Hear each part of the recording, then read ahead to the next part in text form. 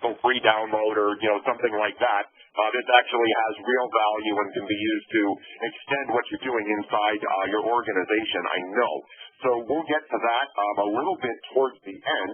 By way of a brief introduction, I will just let you know that Xangati as a company has been around for a little over 4 years and has been selling product into the virtualization market for 3 of them. And we have several hundred customers at this point that have looked to Xangati really to solve a couple of key problems.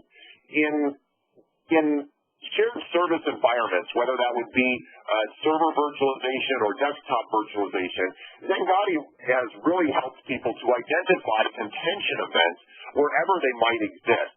And not only to say, well, here they are, they're on aisle 3 or aisle 4, but to really understand why and how those storms are impacting the infrastructure, and then to discuss how they can be resolved. And we do that through a series of dashboards that we believe are fast, simple, and intuitive. You'll be able to see that for yourself in a demonstration a little bit later on.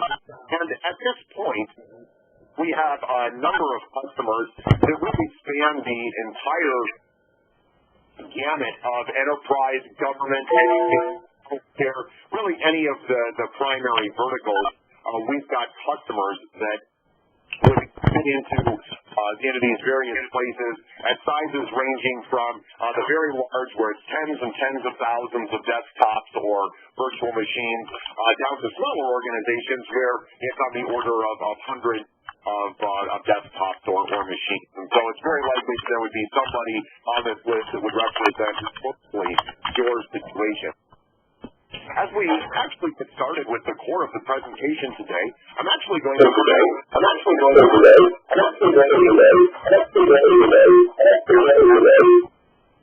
at Park Place International, and has an extensive background in architecting cloud and virtual desktop solutions. Lloyd? Hey, thank you, Nathanael. I hope everyone can hear me well. It looks like a good crowd, and I hope to present some really valuable information to you. Let me start real quickly with just a brief overview for those of you that may not be familiar with the MedCom environment. It is a very large organization split across Europe, Asia, and the United States, and we have 4 data centers that provide enterprise-level services, which would be like Active Directory, Exchange, System Center Configuration Manager, the enterprise-level services. But it's a very decentralized environment with approximately 60 hospitals, and those hospitals really administer their own servers, their own applications. Outside of the default domain policy, they administer their own GPOs.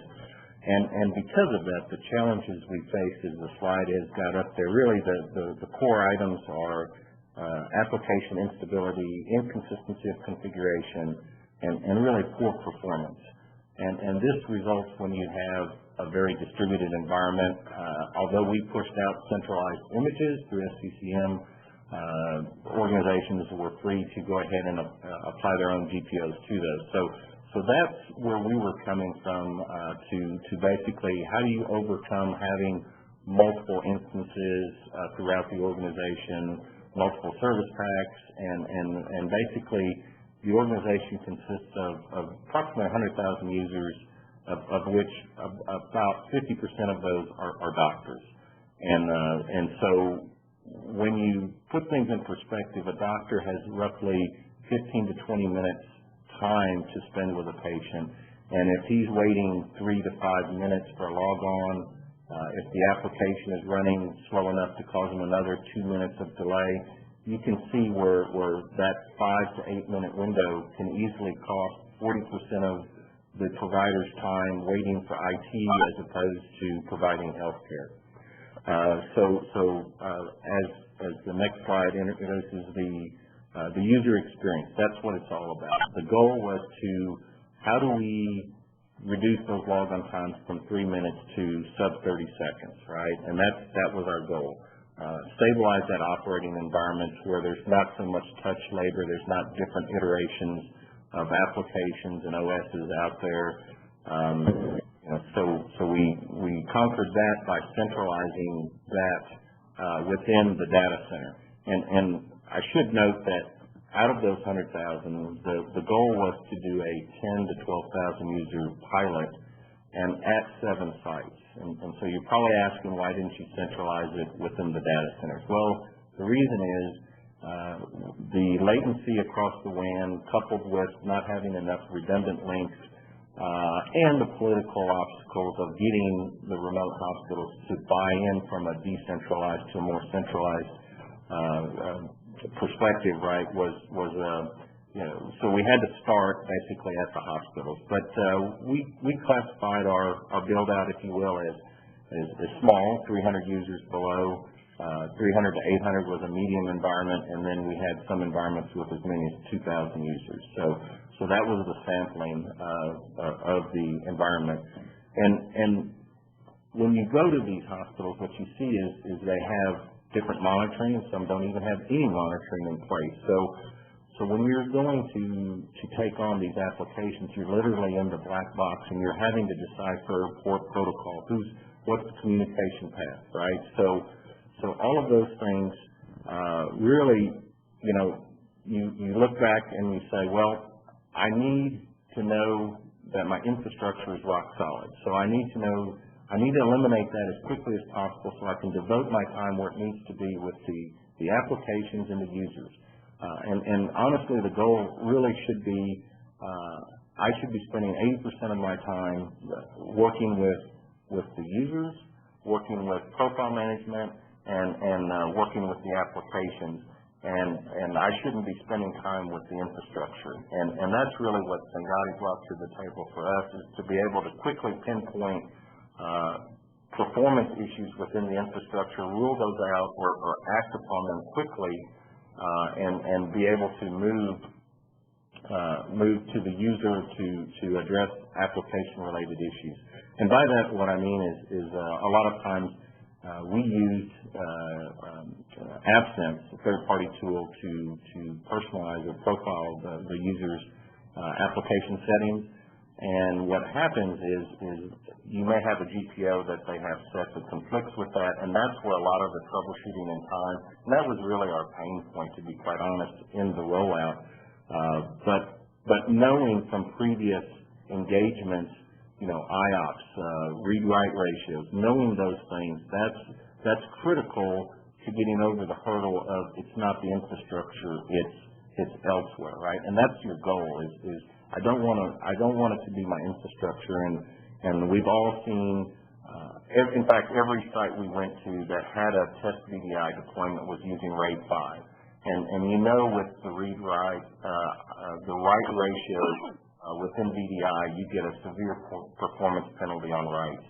And just going from a RAID 5 to a RAID 10 can yield significant benefits. And so but you need a tool to be able to see those things. They're asking, why does it take so long to recompose a pool? Why does it, those are the types of issues that you should be able to quickly eliminate and move outside of. And basically our environment consisted of blade servers, dual sockets, 6-core with 196 gig of RAM, and we had SSD drives initially inside those blade servers, and we migrated from that to using the Atlantis Ilio device to actually mount memory as an NFS mount point so that you could actually run the VMs within RAM. And it was amazing. You could, as a user, see the difference running, first of all, from SSDs locally to running within RAM. You could actually see the difference performance-wise. And I know a lot of you are saying, well, wait a minute, you're running these locally. How do you get HA? Well, you don't. And that comes with running persistent virtual desktops.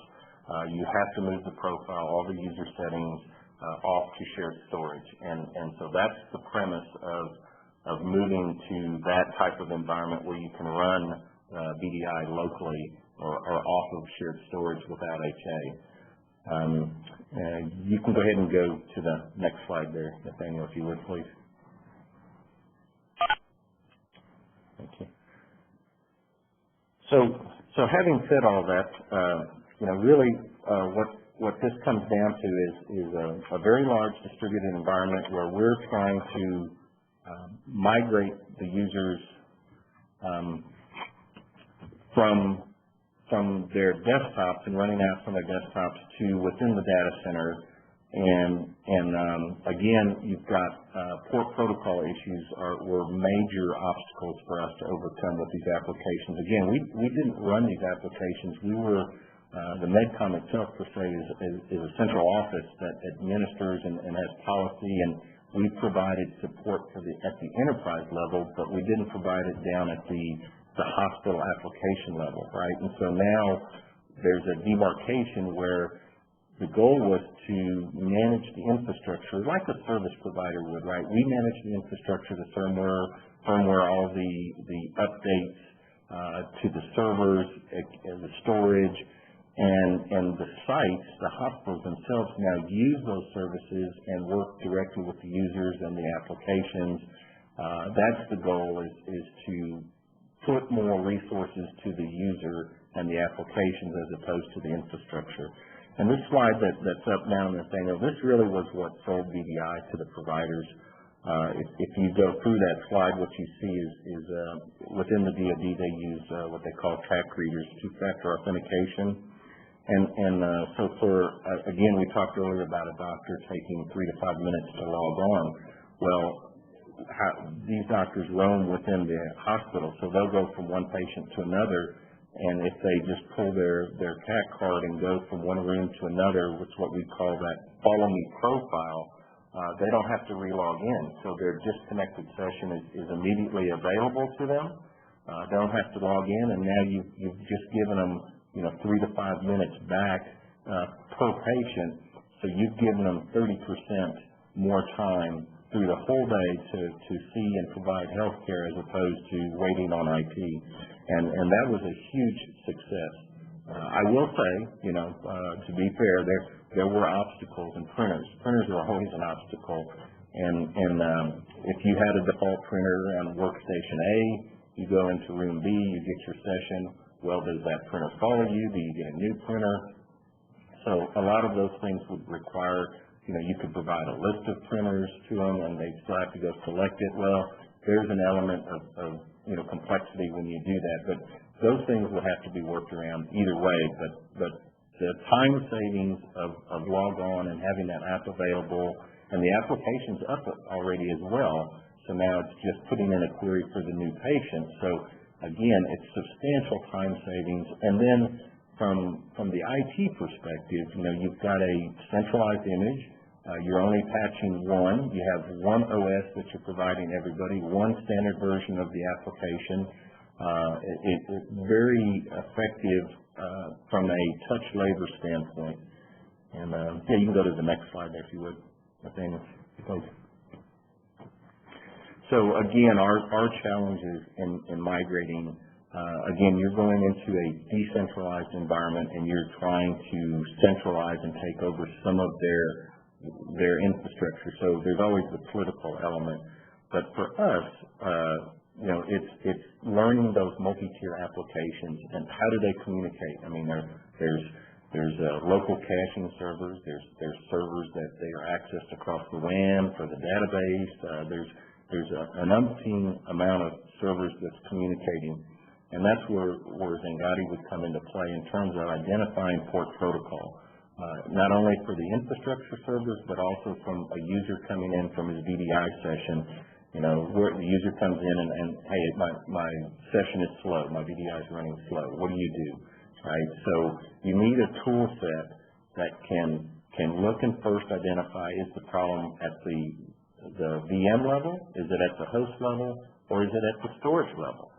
It's nice to be able to have all of those attributes correlated for you in near real time, where you can drill down to a data store and you can see that it's either one of your given VMs is running hot, or it could be that you are using shared storage with, say, an Oracle database and somebody's got an errant query that's running. It's nice to be able to see that those IOPS and where they're coming from so that you can really pinpoint the issue quickly.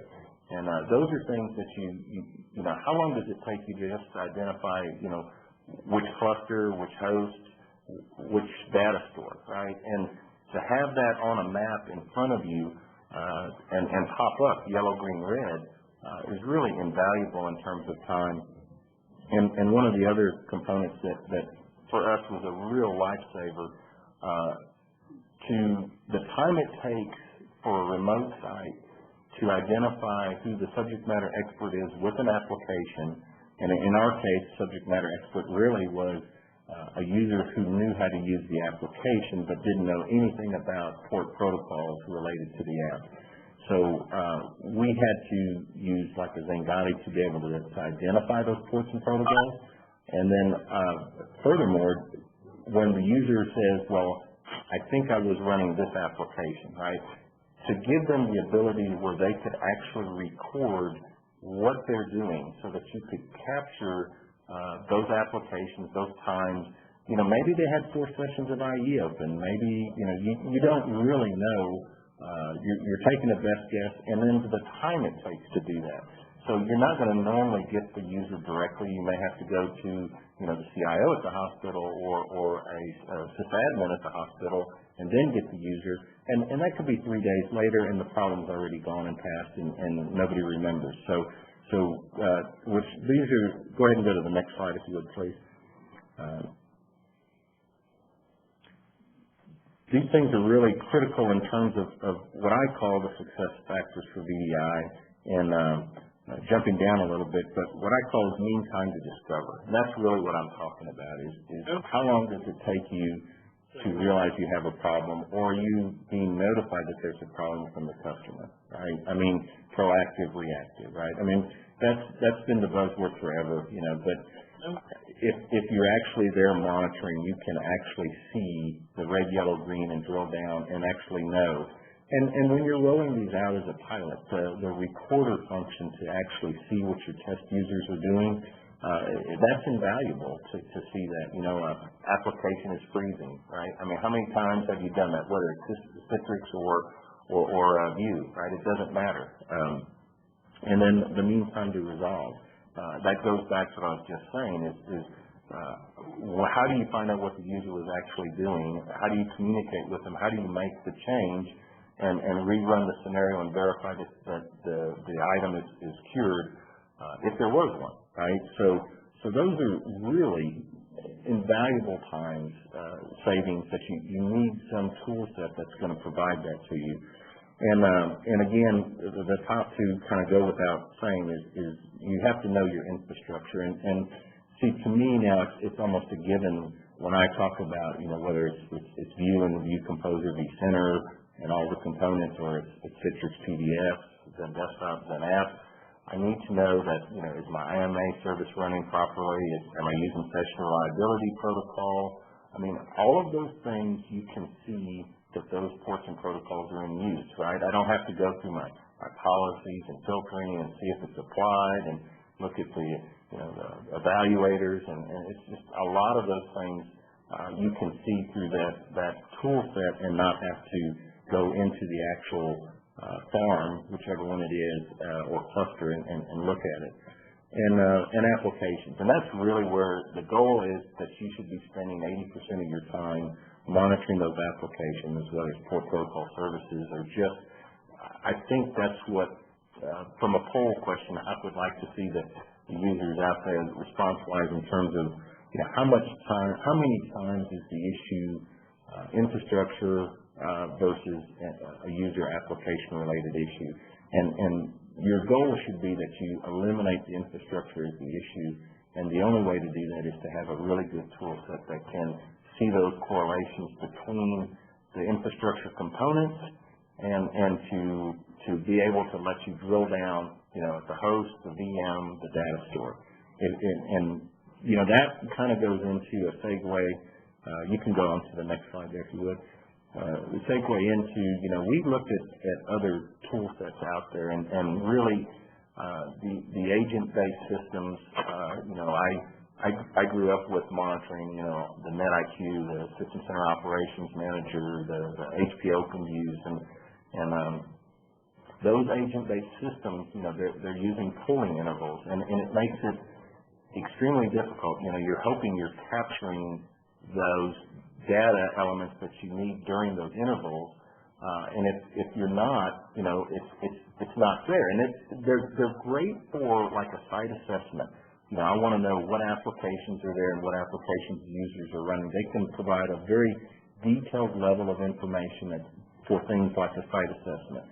But in terms of correlating all the infrastructure components and the dynamic changes within that environment, you need something that's more of a near real-time, agentless, in-memory type tool set for the VDI side of the house, my perspective. And we had looked at, there's some displayed on it. We looked at several other tool sets, even some of the other ones. Well, they were both agent-oriented. And again, we kind of ruled that out, and we've had issues. I think if you look at why has the antivirus folks, why are they incorporating into the hypervisor, right? Why are we not putting agents for antivirus on VMs anymore? Well, we ran into the issue of that agent, that VM reboots, it comes up, it has to register with the management server, pick up a DAT file, and then it picks up a policy. And if it by chance doesn't happen to pick up the correct policy, it defaults to a policy which says do a full scan, and now you're back to your 2 and 3 minute logon. So by moving those functions into the hypervisor, vShield, endpoint, those components, you offload a lot of resources that you don't now need to allocate to your VMs. And I guess one other point I should say in there is, just from a storage sizing perspective, if you're allocating, and I see a lot of people starting to try to allocate, two vCPUs or 4 gig of RAM to their VMs, and look at what that does to your storage and your swap space, right? If maybe you just take 2 gig of RAM and reserve 1, you've just cut down your swap space in half, right? And these are things that you can actually see and you can monitor with a tool set that'll tell you, if your performance is okay or if you are swapping. So, Nathaniel, at the risk of time, I'm not sure how we're doing, and I think I can pass it back to you if we're okay on time. Yeah, excellent. Well, thank you, Lloyd. I really appreciate the detail that you went through in all of the architecture and the things that you experienced at MedCom. I'm sure it was quite useful for people to understand the nuances of that size of a deployment and some of the things that you looked at. What I'm going to do briefly is go ahead and give you a brief demonstration of the Xangati dashboard and try to illustrate some of the things that Lloyd was mentioning that really help to isolate and find out and inspect the VDI environment. The Xangati dashboard that you're looking at, this is our virtual desktop infrastructure dashboard, and it's designed to encompass all of the elements of desktop performance. And you can see that it encompasses high-level things like desktop pools. It includes the users, of course, that are inside the pools. There's the idea of the desktops that are in the data centers, and, of course, there would be clients connected to those. All of the desktops, of course, live on hosts. There are data stores that sit behind the host. There are paths that interconnect the data stores to the host. There may be application virtualization servers or other IT servers such as Active Directory or load balancers or other things that may also be contributing to the infrastructure. And when you take all of these things together, you end up with the infrastructure that supports VDI. And what the Xangati dashboard does is it's looking and inspecting constantly all of the various members of each of these items. So we're looking at all of the desktops, the pools, the users, the hosts, the data stores, so on and so forth, and passing it through 2 different profiling engines.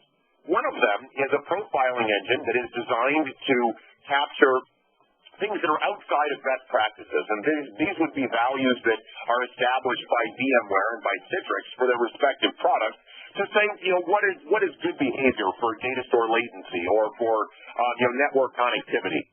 The The second engine that we use is one that is based on learning, where as we inspect all of the items in these various categories, we learn over time what's normal for each desktop and for each user. And when things step out of bounds or are starting to look unusual, we can go ahead and raise an alert. Now, you'll notice that there's a couple things that are happening with the Xangati dashboard that are fairly unique. First of all, you'll notice that it's in constant motion. And the reality is that our tool has 1 second granularity. We're able to present time continuously and to provide the capability, much like a DVR at home, to literally rewind through time and see how the infrastructure's changing conditions may have affected users or desktops. You can see the health score changes and modulates as various traffic parameters, CPU, data store, and other metrics are changing over time. Desktop environments are extremely dynamic by their nature, and the Xangati tool has the time resolution to be able to react to that. You'll notice that these values are not averaged out. They're literally as real time as the metrics we receive. And so there's no sense in which something that's maybe an unusual bit of activity just gets washed into the noise by averaging it over time. Now, in addition to the real-time capabilities of kind of pause and being able to scrub through the timeline, you'll notice that there's also a red record button. And Lloyd mentioned this during his talk, how useful it was. The record button enables you to record any of the live screens in Xangati and then be able to play them back at a future point in time with full resolution. And this can be very useful if there's something going on that you want to capture. It could be useful maybe in the sense that if there's a normal problem every afternoon, Thursday at 3 o'clock or something, well, maybe it would be good to go ahead and set up some recordings to watch key servers or key users or key infrastructure elements to go ahead and do a recording and capture exactly what the state of affairs was. Now, the beautiful thing about the Xangati technology is that when something goes bump, like for instance right now you can see there appears to be something wrong with one or more of my desktops, the column head changes color from green, the health score is impacted to a degree that's proportionate to the number and the severity of things that are out of alignment. An invisible finger reaches out and presses that red record button for you so that the actual contextual details are captured. So I'm going to click on this orange triangle here, and it'll tell me that one of my desktops actually has a CPU usage alert. It looks like one of my Zen desktops. So if I hit the playback button, it will actually take me to the recording that was made for this desktop that actually shows what the conditions were at the time that this happened. And I'm just going to, while this loads here, I'm just going to rearrange the screen just a little bit for you to be able to get a better view. And you can see that the alert was a CPU usage alarm. You can see there's a level of boxes here that contain various consumptive metrics for memory, CPU, the data store byte rate. And, in fact, there would be well over a dozen different things that we could graph here. We could graph its CPU ready or its consumed memory, if it's ballooning, swapping. So these recordings contain the complete contextual detail of what was happening at a point in time. And you can see that the CPU usage was very high when this recording started. And I can scroll through the recording, and we can see that as it goes out to data stores, we can see what ports and protocols it's active on the network. We can see if it's talking to things outside the network and how its memory usage is fluctuating. And so these recordings, being accurate to the second, can provide very rich information, not only about what's happening to the infrastructure from a usage perspective, but also importantly, what is happening from an interaction perspective between this desktop and other things in the infrastructure that might be clues as to why this CPU usage is high. Now, in addition to this, we can also play back, using the Windows Management Interface, we can actually play back the internals of this particular desktop. And let's see here, hopefully we can find a place where we're actually able to show all the way down to the process level to show exactly what's happening by CPU time as well as by memory. And you can see this desktop was maxed out on its CPU, and it looks like Internet Explorer is the process that's using 99% of the CPU. Well, in most desktop environments, this is a case where the user would probably be complaining that it's very slow, it's very sluggish, and they can't get anything done, and be blaming VDI, when in fact, there's nothing wrong with the desktop per se. What is wrong is that a particular application and includes a wide variety of discounts on cool camps, educational and fun field trips, plus access to the recreational areas of the youth center. For more information on what programs the youth center offers, pick up a Vector magazine or give them a call at 572-3753. Hello, we can't hear anything but a recording of some sort. Yes, I apologize. We'll keep you up to date with the latest happenings in Fort Sports Quadrant. If you or your spouse We're trying to resolve the problem with the bridge. Online for a complete listing of positions available on FSS. Someone put us on hold. It appears that that is the case. Oh, I think that's what has happened. Yeah, someone put us on hold for sure. I think it's Mark and okay, I see who has done that. Let me contact him. You want to check out the single airman trips priced at super discount. The joys of WebEx. Programming and adventures. It happened. That's all I knew. Someone put us on hold. Nathanael, we can actually hear you over the recording, so why don't you continue with your presentation and contact the attendee and see what you can do. Yes, thank you. So these recordings, being able to provide the context not only of what's happening at the hypervisor layer in terms of CPU usage, but in terms of being able to see exactly how that reflects into the actual processes of the desktop can be invaluable.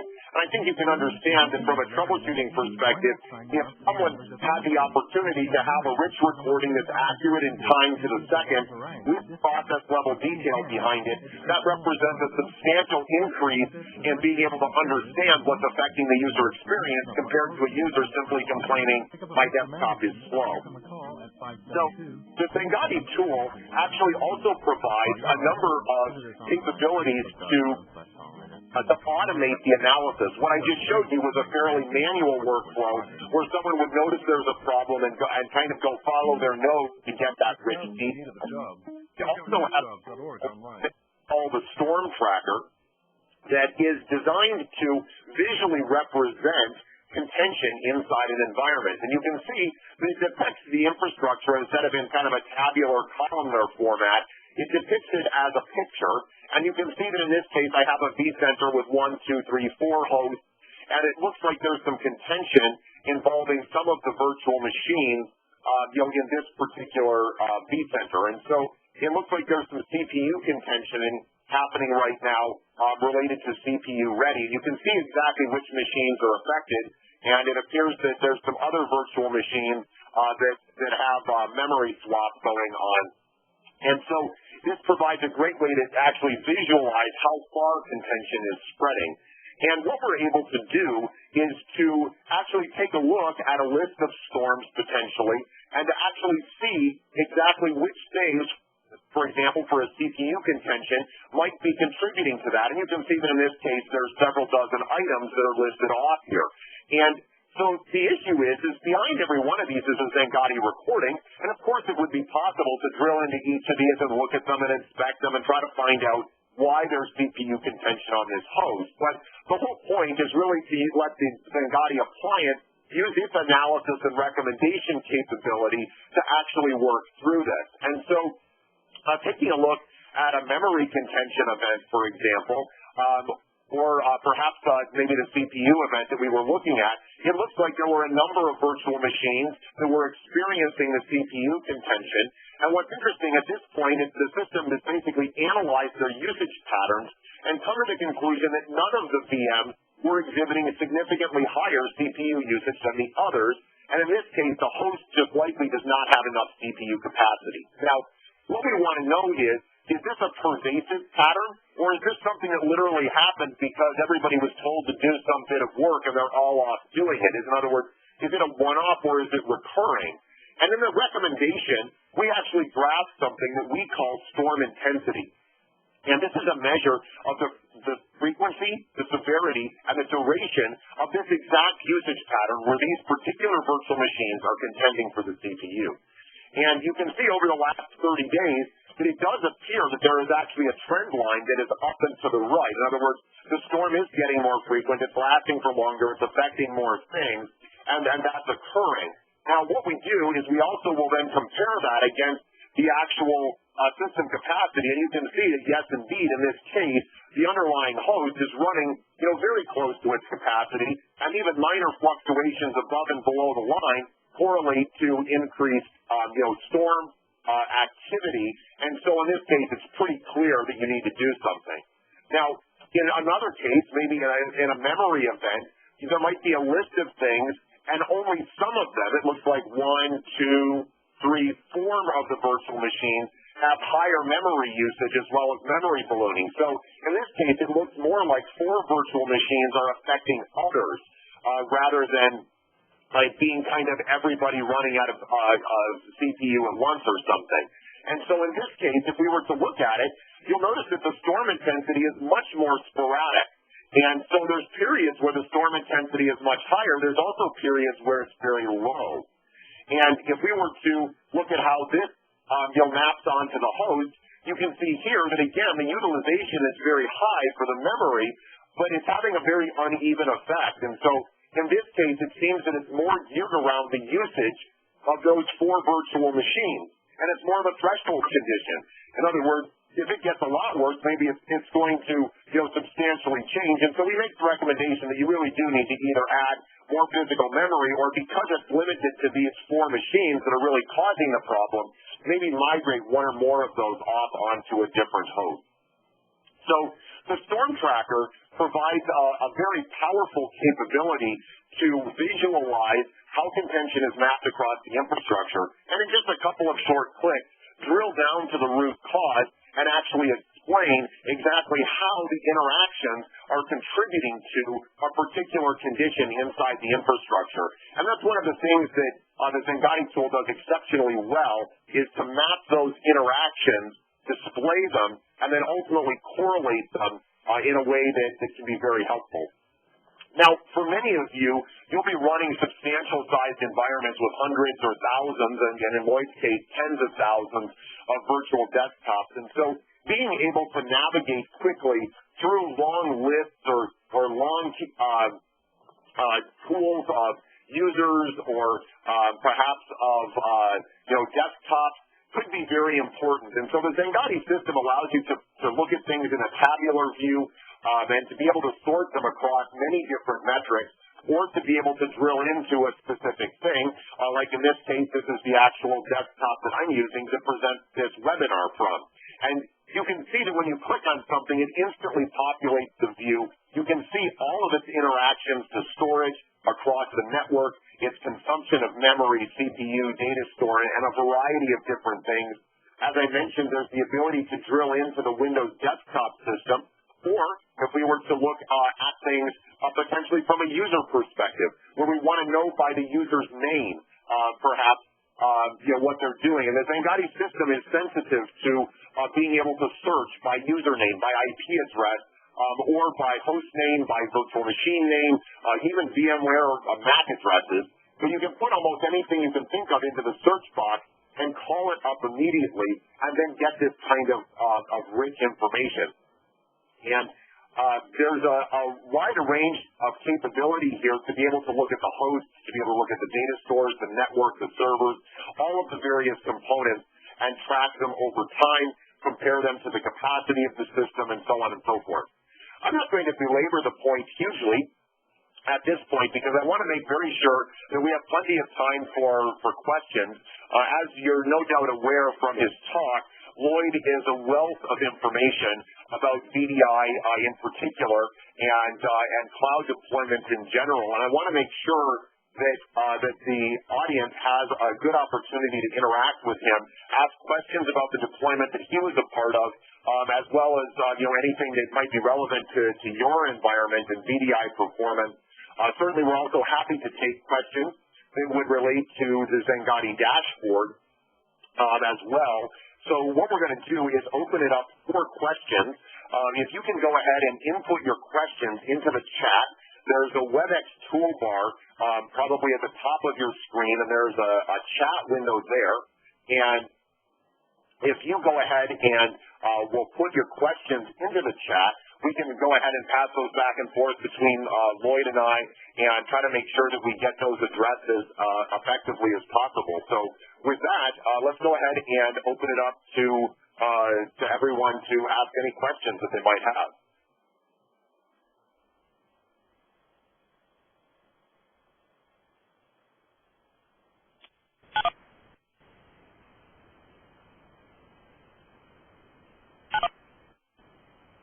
Okay, I've got one, Lloyd, that seems to have come in. The question is, what are some of the performance things that you needed to spot kind of in the ramp-up phase of the deployment? Sure, that's a good question, Nathanael. Primarily, again, starting out, it was really infrastructure components. For example, let's just say I wanted to know that the session reliability protocol, port 2598 was running.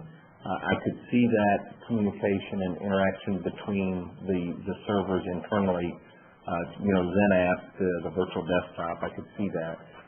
We also found that we had some errant configurations because of the port protocol that it was telling us what we were communicating with. From a metric standpoint, I know a lot of people try to say, well, limit your number of VMs to, 10 per core or 8 per core, those type of things. But that really changes when you start using SSDs or memory for your data store, or if you're starting to use page file and reserving some memory, right? You can cut down the size requirements. Other things, I didn't go into, but we used NetApp storage because we needed the SIF share. We wanted to try to keep as much of the user data as local as possible to those VMs so that we didn't introduce any more latency.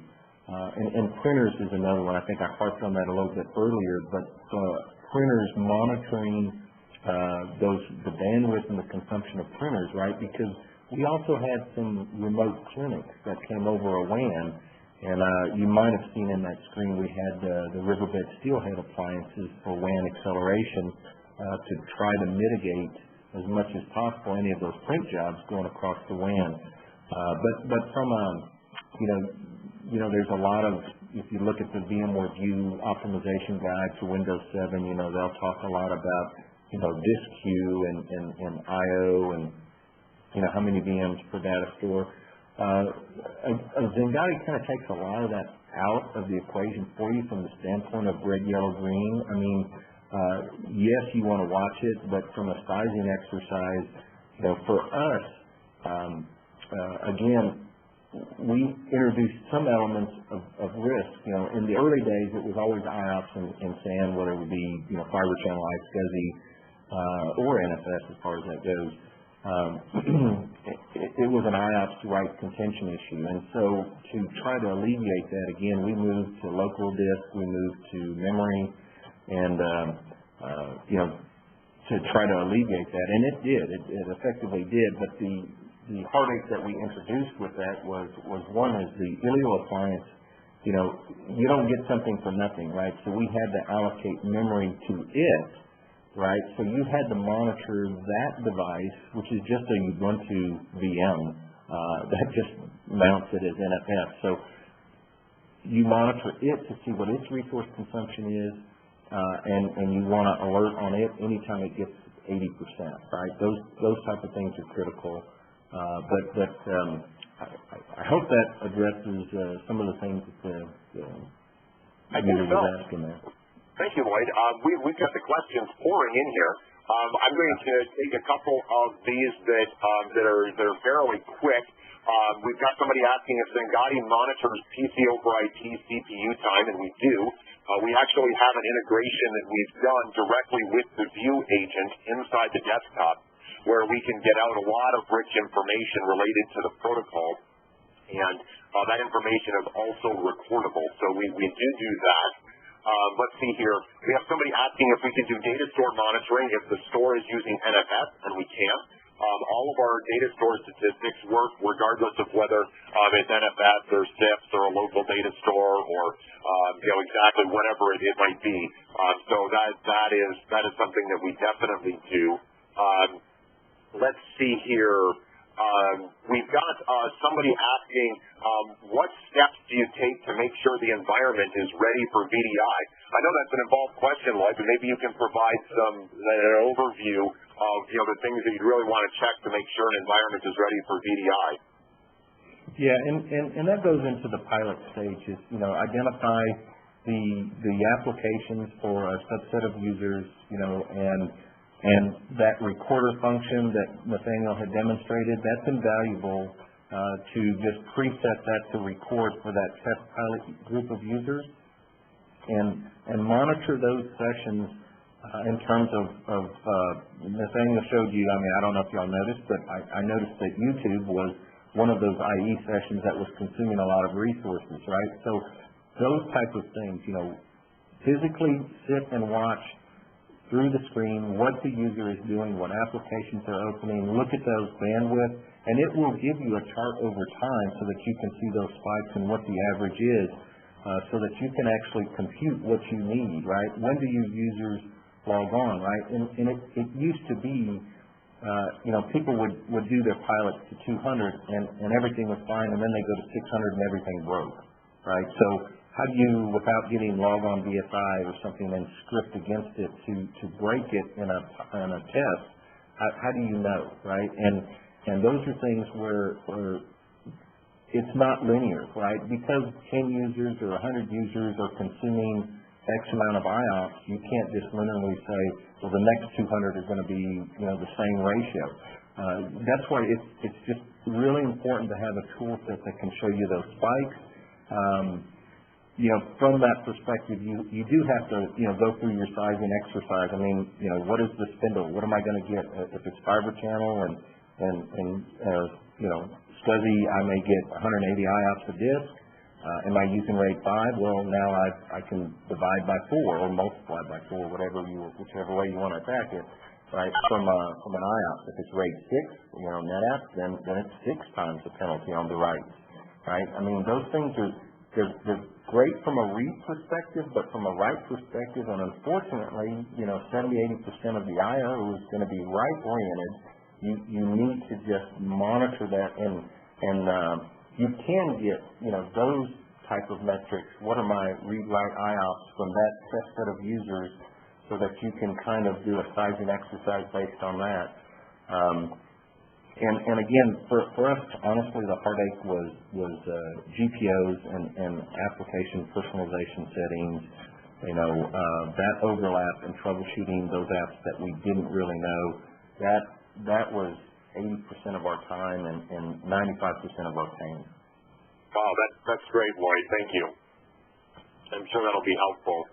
We've got a question here. Does Xangati allow us to monitor how much data is going on from one VDI VM to another and the total IOPS used by a VM or a host? And the answer is yes. I'll show this to you briefly.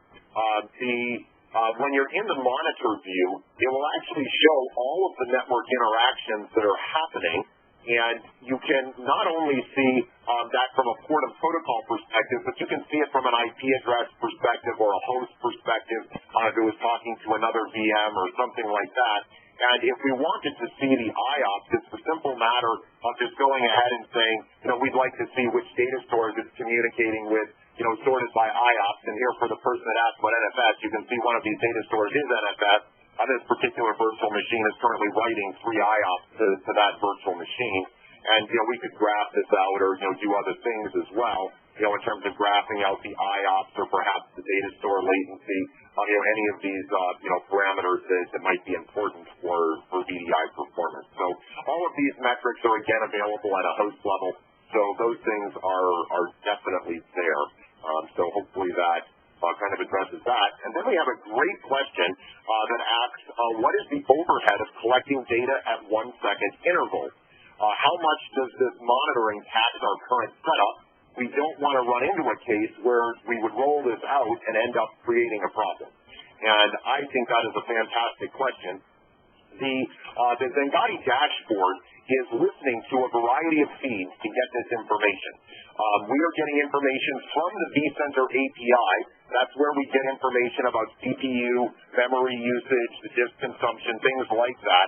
What vCenter does is it's busy collecting information from all of the hosts on a continuous basis, and it gets its information on 20-second intervals. It stores that information in RAM inside the vCenter server, and after 5 minutes, it writes that information to disk.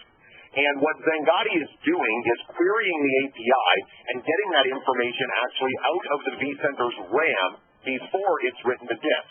And we believe that's very important because if you ask vCenter to do a bunch of disk access things against the database, it slows down the vCenter server considerably.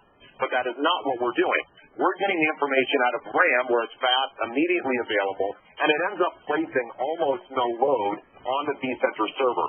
We've been active at VMworld a number of years working in the lab where there's literally 10,000 virtual machines being created and destroyed every hour. And the load on the vCenter server was negligible, on the order of a couple hundred kilobits of bandwidth. We actually provide a capability inside the Xangati tool up here, the system activity, to actually show exactly what the data collection load is. And you can see that in this environment, there's little bursts of, a couple kilobits per second of hypervisor data, the network data, so on and so forth. The network data actually comes to us from a protocol that Cisco developed called NetFlow. And that is a very low load. It is generated natively by distributed switches or the Nexus 1000B. And then we have some other instrumentation that we can put on a host to basically get that out of a standard switched environment. So the actual activity load of putting this in an infrastructure is fairly trivial. The virtual machine that this is running on itself can actually be located anywhere inside your environment. And in most of our customer deployments, it is not located in the VDI cluster. It's often a general purpose server cluster or one of the back-end clusters somewhere where it's running. So I don't believe that you'll find there to be a significant tax inside your environment. Really, a lot of our patented secret sauce is the in-memory engine that we have to basically process this data so quickly and being able to do it leaving such a low footprint on the environment. So that's that. Let's see here. Looks like we've got a question here about Citrix Zen integration. Will we be fully integrated with Citrix Zen by 2014? I'm not sure the full extent of that question. The products fully support Zen Desktop today, and all of the capabilities that our tool has to inspect the CPU processes, to look at VDI protocols, all of those things are completely equivalent between View and Zen Desktop. So the product, no matter which way you would choose to go, is kind of fully supported either way. Interestingly, if any of you are running Linux desktops, we do also support the LeoStream connection broker. And so if you are trying to run Linux desktops in an engineering environment or something like that, we do have customers that are running several thousand Linux desktops with us using the LeoStream broker, and all of our functionality for user mapping and things is working, there as well.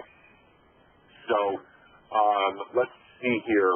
We've still got a long list of things here, so I'm going to try to move through this. Someone asked if we have one data store connected to multiple VI clusters, can we get the total IOPS used on the volume as it's spread across the multiple clusters? And the answer is yes, you can. If you are looking at a data store, here's the list of data stores in my environment. If we were to look at one of these open filers I know is going across a bunch of different machines, it'll basically show you both the aggregate load at the bottom as well as whatever hosts or virtual machines are currently using that data store. So you can see the usage not only at an aggregate level, but also which host, desktop, server VMs, whatever happens to be using a particular thing. So you can definitely get that kind of contextual detail. Let's see here. Someone asked, is it correct that Xangati monitors and reports per second, but it doesn't record that data unless an event is triggered or a manual report is requested? And The answer to that is yes. The Xangati monitors and generates long-term reports for all of the things that we're observing. The record functionality we do trigger when somebody demands it, when somebody presses the red record button, or, interestingly, there is a way as well for users to actually request their own, to make a recording. And this is a special feature that we did particularly for VDI. We call this the visual trouble ticket. And this is the entire user interface on the screen here. You can see someone can put in their name, address, and a helpful comment like the internet is slow, or Google is broken, or I hate my mail, or whatever it is. When they click create visual trouble ticket, the system will go out and make a 15-minute recording with a 1-minute pre-roll buffer of whatever was happening. And that is, as far as I know, the only way in VDI for a user to actually do something to create something useful for IT to actually troubleshoot their problem. And so those visual trouble tickets are another way that those recordings can happen. So let's see here. Someone wants to know, Lloyd, about did you move virtual machines to memory? Do you mean that you were running the VM strictly in RAM on an ESXi host? Or, so I think you just want some clarity around the RAM disk setup that you guys are running. Maybe you can talk to that briefly. Surely, yeah, that's exactly what you do when you import the Atlantis Ilio device. Again, it's just a Ubuntu VM.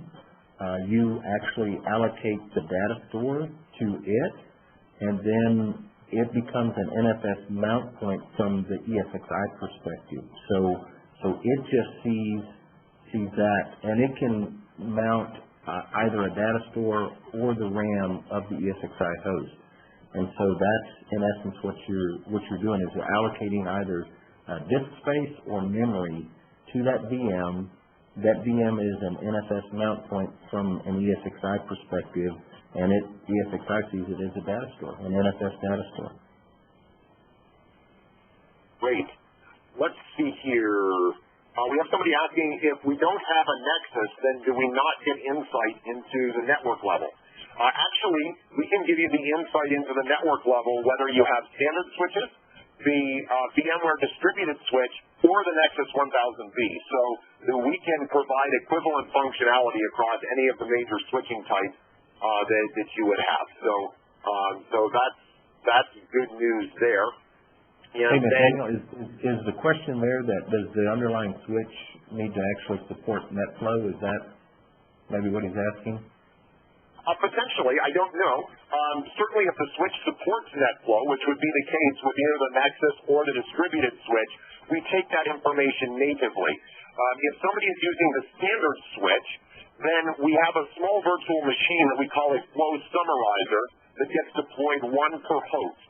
And what that does is basically creates NetFlow from that D-switch and sends it to the Xangati dashboard. So we end up being able to provide the same information regardless of how it comes in. So let's see here. We have a question. Would you agree that in terms of a tool, could Xangati be useful to use as a capacity planning tool when moving from physical hardware or servers to virtual infrastructure? Xangati would be very useful in terms of mapping out all of the virtual sorts of things.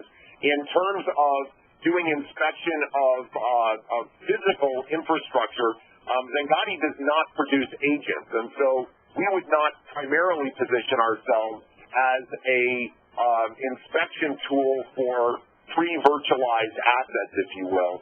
I think you would probably want to look in some other places for that. But in terms of the capacity of the virtual environment, absolutely, we do that hands down.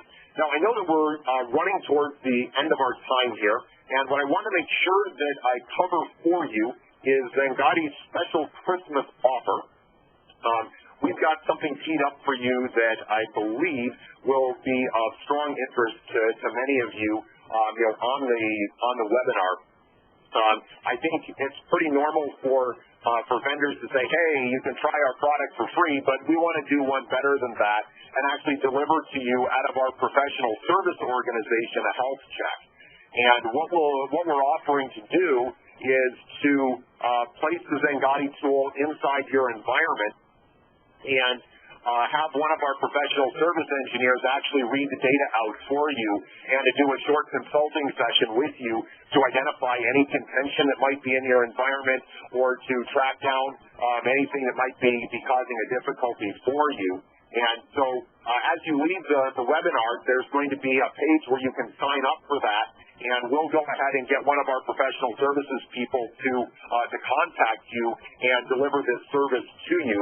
The reality is, from a time perspective, the installation will take about an hour, and then we'll be able to go ahead and do a health check for you. We don't normally do this. It's normally a billable service from Xangati, so there's actual, we're going to put our skin in the game on this for you, and it's only available to folks that have attended this webinar. As you can imagine, this would get a bit crazy if we did this for the entire internet. So as our way of saying thank you for joining us today, we want to make that available to you. And I think I had one more question come in. Can we quickly show end-to-end latency with PC over IP connection? Because it is Christmas time, I will do that for you right now. And we will be glad to show you what end-to-end latency looks like, if I can get out of this presentation. Yes. All of that is lovely. And we'll come back to the dashboard, and we will go to one of my desktops. And what the person was asking, is there a way to show the actual latency that might exist for a particular PC over IP user end-to-end? And for those of you like Lloyd that have users coming across WAN, this is a function that comes out of our desktop session viewer. It integrates in with the actual view agent. In this case, this particular user is coming across a view desktop. This same functionality, of course the demo gods are not smiling on me. Let me see here. Let me look up the Zen desktop, for example. Let's see if I can show this quickly. I'm navigating in real time here. Let's see here. Maybe this, I'm not sure if this session is active. It doesn't look. Session may not be active. Let me see here. I tell you what, Brian, in the interest of time, I think I'm going to go ahead and close this right now. You can certainly see that on our YouTube channel. If you go there, I'll try one more of these desktops quickly and see. We should be able to get there. But if I'm not able to get there quickly, I don't want to hold everyone for it. You can definitely see that on our YouTube channel. Just wanted to try to be responsive to you. But it looks like what I'll do is, to close this down, we're already 5 minutes over. I'm going to let it go for now. The tool certainly does that, and we'd be happy to demonstrate that for you in your environment when we do, one of our health checks or something like that for you. So with that, I want to extend a very special thank you to Lloyd. Lloyd, I don't know if you've seen it, but there were a lot of people saying thank you in the chat. I know you gave out rich information that was useful to a lot of folks. If there's anything that we can do for you, at Xangati, please feel free to contact us on info@xangati.com, whether it's a technical question, a sales question, a trial question, or signing up for the health check. Be sure to do that on your way out. We thank you very much for your time and wish you guys a great holiday season.